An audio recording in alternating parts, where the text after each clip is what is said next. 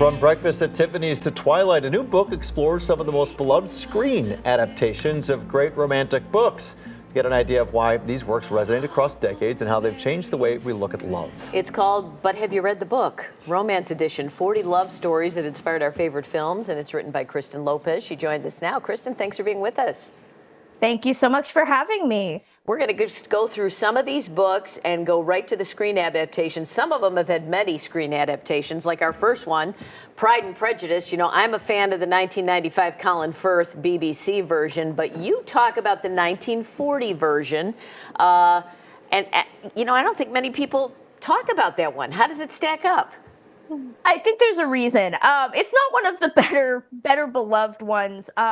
It makes a lot of changes between the original book. It moves the time period up because they had a lot of leftover costumes from Gone with the Wind. So everybody's dressed in antebellum, big voluminous, big voluminous skirts, and it's not exactly one that they understood how to adapt it. So it turns it less into a comedy of manners and more into a standard rom-com. Laurence Olivier did not famously like it, talked a lot of smack about it after he made it. So I think that's why it's one of those that is not as best remembered compared to the 95 or even the Keira Knightley one from the 2000s. What about Breakfast at Tiffany's? Breakfast at Tiffany's has a really interesting backstory. You know, Truman Capote wrote the book. He wanted Marilyn Monroe to play the part, and the studios were having issues with Marilyn, did not think that it was going to be an easy shoot, so they pushed for Audrey Hepburn, which Capote was not really a fan of.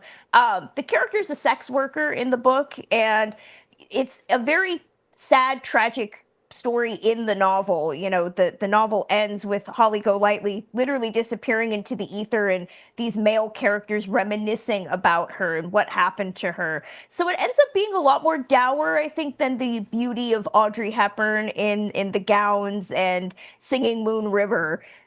Yeah, it's a little different. And Love Story with Ali MacGraw and Ryan O'Neal. That book came out the same time as the movie? It did, almost a couple months, I think either before or after. Of course, that escapes me right now. But it's one of those chicken and egg scenarios. Did Eric Siegel write the book before he pitched the movie or after? There's arguments that he did one or the other. But either way, he really mimicked the script that he had for the book. So it's literally the same amount of pages as reading a script. It's the same runtime. And it doesn't have a lot of divergence from the movie because he had envisioned it as a film. I have to be honest, I didn't know How Stella Got Her Groove Back was a book. I just keep thinking of the scene where she's torching the stuff behind her when she leaves the house. It's such a great movie. Well, that's Waiting to Exhale, which is also a Terry McMillan book. Yes, that's right.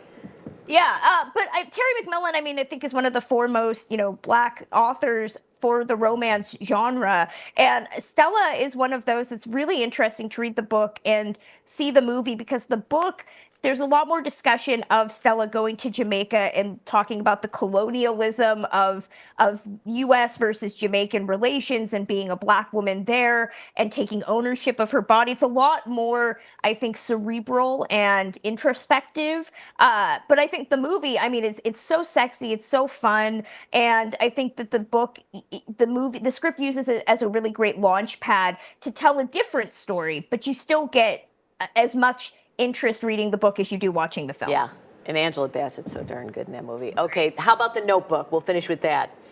The Notebook is one of those. I had only ever seen the movie. I had never read the book, and it's a very different experience to read the Nicholas Sparks story. You know, Allie and Noah have this really whirlwind courtship in the book. I think it lasts maybe a day, a weekend tops. It's not as drawn out as Cassavetes does it.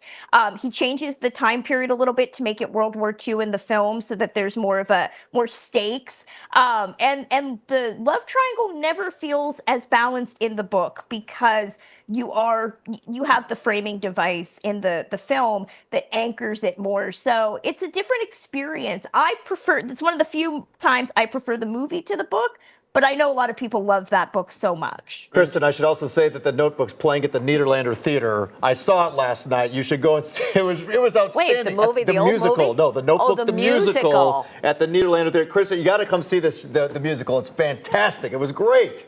I'm going to have to. I didn't know that. Yeah. So I didn't know it had been translated that way. Yeah, I know. It's a musical now. It's that's the Notebook, the amazing. musical. You're going to have to write a whole new book. You have a new book idea, To Kristen. movie to musical. Right. There we go. Your lips to TCM's ears. I'm on it. It's called But Have You Read the Book? And you can find Kristen at thefilmmaven.com. Thanks, Kristen. Thanks so much.